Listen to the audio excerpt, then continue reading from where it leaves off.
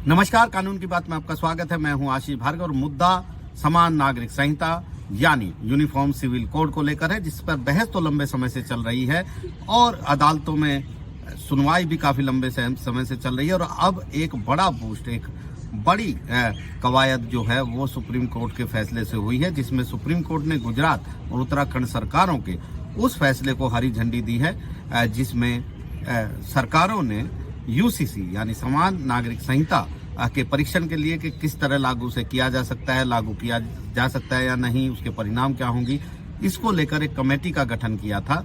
और इस कमेटी के गठन के बाद एक याचिका सुप्रीम कोर्ट में आई थी। अनूप बनवाल नाम के शख्स ने याचिका दाखिल की थी और मांग की थी कि इन फैसलों को रद्द किया जाए, इन कमेटियों को भी रद्द किया जाए, क्योंकि ये जो फैसले हैं वो संविधान के विपरीत हैं और राज्य सरकारों के पास इस तरह की शक्ति नहीं है, क्षेत्राधिकार नहीं है, अधिकार नहीं है कि वो कमेटी का गठन करे।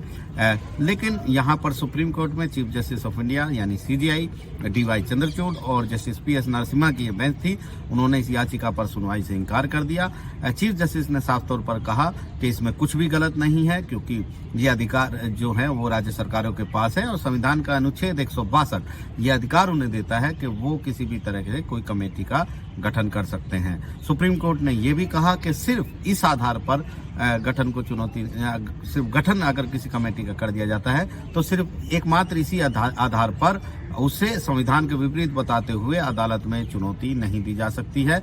याचिकाकर्ताओं से कहा कि वो अपनी याचिका वापस ले ले, वरना सुप्रीम कोर्ट इसे खारिज कर देगा। और याचिकाकर्ता ने इस याचिका को वापस ले लिया। तो एक बहुत बड़ा कदम सुप्रीम कोर्ट का ये माना जाएगा, बड़ी टिप्पणी भी मानी जाएगी, जिसमें यूनिफॉर्म सिविल कोड को लेकर पहली बार हरी झंडी अदालत ने राज्य सरकारों को दिखाई और कहा है कि राज्य सरकारों का ये क्षेत्राधिकार है कि वो इस तरह की कमेटी एक कार्यकारी आदेश से बनाई जा सकती है। तो अनुच्छेद 162 जो है संविधान का, उसके मुताबिक, जिस पर सुप्रीम कोर्ट ने रिलाई किया है, भरोसा किया है, उसके मुताबिक कोई भी राज्य सरकार अपने डोमेन में, अपने क्षेत्राधिकार में जो कानून बनाने की क्षमता विधानमंडल के पास है, उस पर कोई भी जांच आगे परीक्षण के लिए कोई भी कार्यकारी आदेश यानी एग्जीक्यूटिव ऑर्डर जारी कर सकती है। और इसी कार्यकारी आदेश के तहत कमेटी गठन करने का आदेश गुजरात और उत्तराखंड सरकार ने दिया था। तो दोनों सरकारों को बड़ी राहत मिली होगी और उनकी कवायद को हरी झंडी सुप्रीम कोर्ट ने दिखा दी है। और उम्मीद ये की जा रही है कि अब इन सरकारों के बाद दूसरे राज्य भी इस तरह की कवायद को शुरू करेंगे।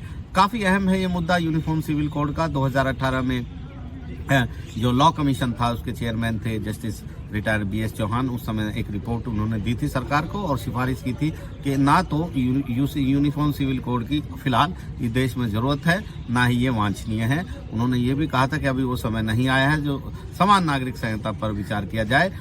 उस समय लॉ कमीशन ने अपनी रिपोर्ट में ये भी कहा था कि जो महिला और पुरुष के बीच में जो भेदभाव है उस पर ज्यादा नजर रखी जानी चाहिए कि भेदभाव ना हो, लेकिन पर्सनल लॉ जो हैं उनको चलते देना रहना चाहिए। इस तरह की बात यहाँ पर की गई थी और साथ ही साथ ये सिफारिश की थी कि इसकी जरूरत नहीं है, क्योंकि सुप्रीम कोर्ट के आदेश के बाद जब जो केंद्र सरकार है उसने ये जो मामला है कि लॉ कमीशन को भेजा था और कहा था कि वो अपनी रिपोर्ट, अपनी सिफारिश दें। तो काफी अहम है ये मामला। लेकिन इसके बाद एक बड़ी डेवलपमेंट हुई है। सुप्रीम कोर्ट में जो बीजेपी के नेता हैं और वकील हैं अश्वनी उपाध्याय, उनकी याचिकाएं लंबित हैं। 5 याचिकाएं हैं जो कहीं ना कहीं सारे मामले को यूसीसी यानी यूनिफॉर्म सिविल कोड की तरफ ही ले जाती हैं। इसमें सभी धर्मों में समान शादी के नियम यानी उम्र शादी की सबकी एक जैसी हो, इसके अलावा तलाक के नियम सब जगह एक जैसे हों, इसके अलावा गोद लेने के नियम एक जैसे हों, विरासत का अधिकार, उत्तराधिकार के नियमों में एक जैसे हों, इसके अलावा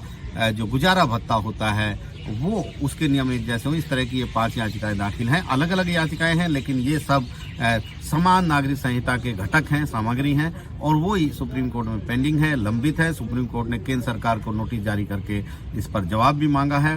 हालांकि केंद्र सरकार ने अभी जवाब नहीं दिया, लेकिन काफी महत्वपूर्ण ये घटना है, क्योंकि कुछ दिन पहले ही सुप्रीम कोर्ट में चीफ जस्टिस डीवाई चंद्रचूड़ की बेंच में ही ये मामला है और उन्होंने सवाल पूछा था याचिकाकर्ता से कि इस मामले में वो सुनवाई क्यों करें, क्या वो यूनिफॉर्म सिविल कोड या किसी भी तरह ऐसे जो मामले हैं उनमें संसद को कोई आदेश दे सकते हैं, सरकार को कोई आदेश दे सकते हैं। क्या वो संसद को ये कह सकते हैं कि वो यूनिफॉर्म सिविल कोड को लेकर कोई कानून लाएं?